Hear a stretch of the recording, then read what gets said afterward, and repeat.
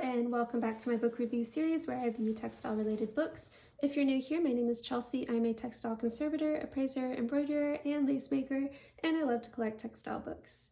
Today I am reviewing Needle Made Laces by Pat Earnshaw. This book was published in 1988 and it is a tutorial book on how to make needle laces.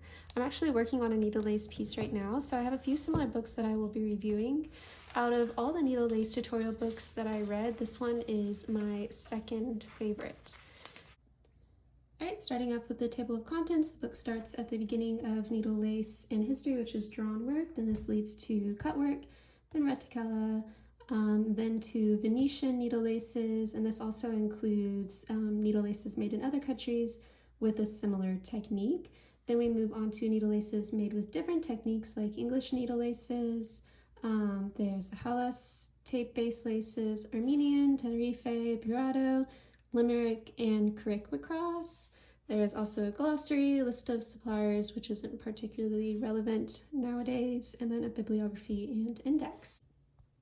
Each chapter also describes laces in that general category as well. For example, in the cutwork chapter, she describes antique cutwork, Richelieu work, intagliatella, broderie anglaise, Venetian ladderwork, and Ayrshire work.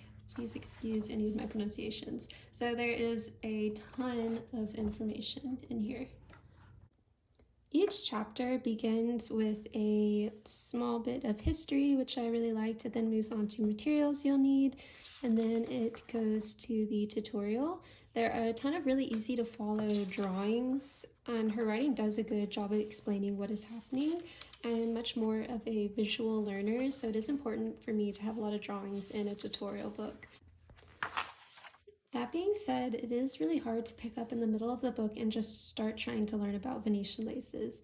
For example, you have to go back to the reticella section to learn how to make the outline. So if you're just going to learn one of the techniques in this book, it can make you feel like you're missing things if you haven't read the whole book. And because it is such a technical book, it is kind of just hard to pick up and read.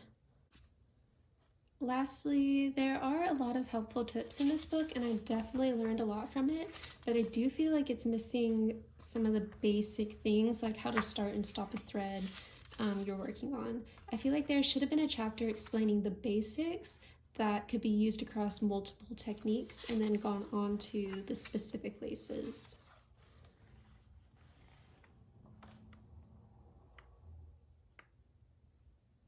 But there is definitely a ton of information.